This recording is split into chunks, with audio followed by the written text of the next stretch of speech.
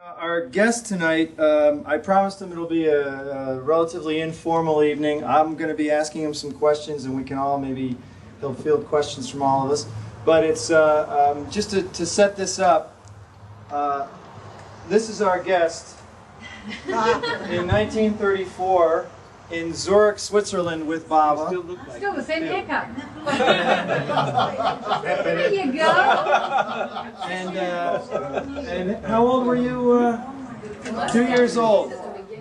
2 years old, and so tonight he's going to spend the next few hours telling us his impressions of that visit with Bob. No. Having been only 2 years old, obviously, I'm sure he may not have a lot of recollections from that visit. Fortunately for us, he did meet Baba again in 1952, and so I'm sure we'll be hearing some impressions of that. But we're going to be talking a little about how Baba altered his life and also the life of his family, because his parents were also very devout Baba lovers and spent many years with Baba in India.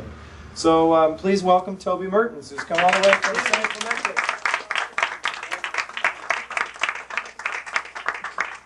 We're going to put you in the hot spot that Will David hates this seat. He feels that this makes you look like a Catholic bishop or something when you sit up here. No, like the Pope. Okay. You know, I was just thinking that I couldn't help but reflect on the fact that Baba looks there. He's the father and the mother, right? Bob, and this Baba says, I am both your father and your mother. We just came. As he's standing. Thank you. Can you just say good evening so I can get a reading on this? Good evening. Is that all right? Up a little bit? Okay. Toby, your parents were, of course, Hedi and Walter Mertens. Your father, I guess, met Meher Baba in 1933. Do you want to give us a little bit of background on your parents before we get into your story, or how would you like to approach this?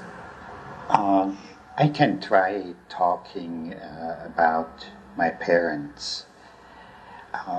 They basically were very aware people for their time, and in 1930 there was a whole awareness movement going on in the 30s in Switzerland, especially in Zurich, and they were part of that. There was the psychiatrist Jung, and all kinds of awareness things were going on, and they were a part of that. I do not know how they met Baba or how they got to hear about him. I do not know that. Well, I just thought, just to sort of set one brief stage here, I would read. This was from an account by Roano Bogoslav of Meher Baba's trip in 1934, and he was talking about when Baba arrived at your home, because Baba in 1934 spent 10 days at the Mertens home in Zurich, and when Baba first arrived there, I guess your family, of course you were 2 years old, so you probably wouldn't recall, but although, do you have any recollection of when Baba arrived? I have very clear recollection of all that stuff. I have much better recollection of that time than I have when I met him when I was 18. Really? Yes. Wow. Well, why is that, do you suppose? I do not know. What really happened at the time, I was told we were going to have guests and so on, so forth. And then one morning my life had changed. The people had arrived the evening before while I was asleep, and they arrived in my house. And I was a stepchild from that moment on.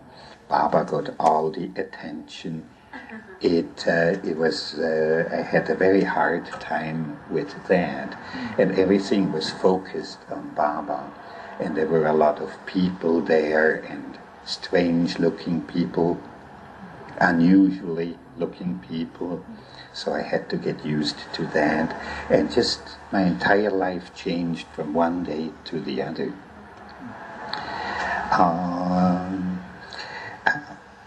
I could not run around anymore.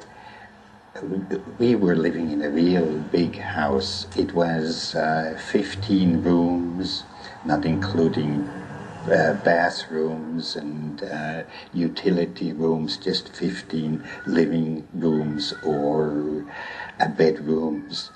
I know that your father met Baba and his party at the train station with 3 cars and a truck to carry the luggage. And I was wondering, what did your father do for a living? Because obviously he was quite well-to-do.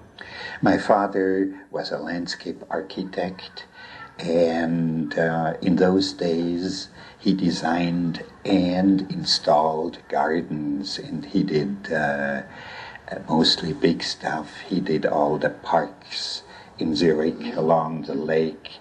He did castles, he did that sort of stuff. Now, do you remember the moment when Baba walked into the house? Because this was apparently, as you say, everyone arrived. People were booked into all the hotels in Zurich. There was, I guess your house was full of people, but there were also many people in the hotels who came from all over Europe to be with Baba there.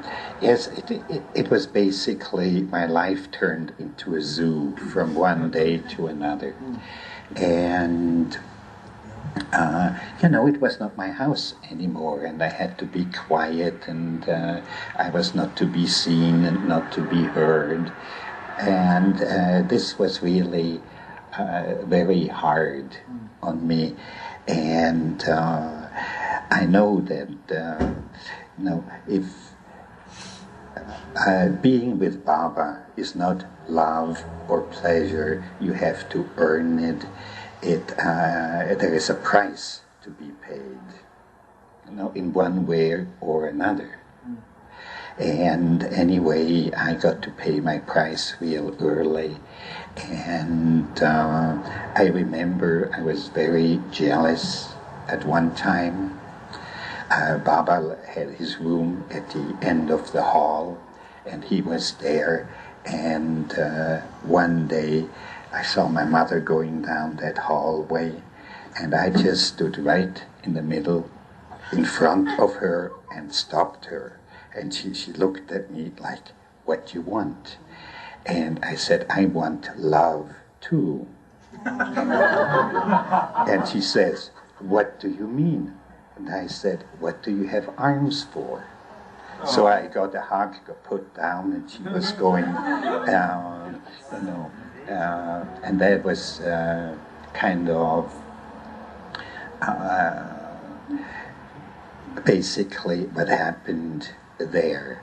And then I also, one time, though my life had changed from one day to another, and I did not know what it was all about. So I don't know, was it jealousy, whatever, but I was really upset, and I went down this hallway, and I just burst into Baba's room. Wow. And Baba seemed to be walking or standing there. He turned around, and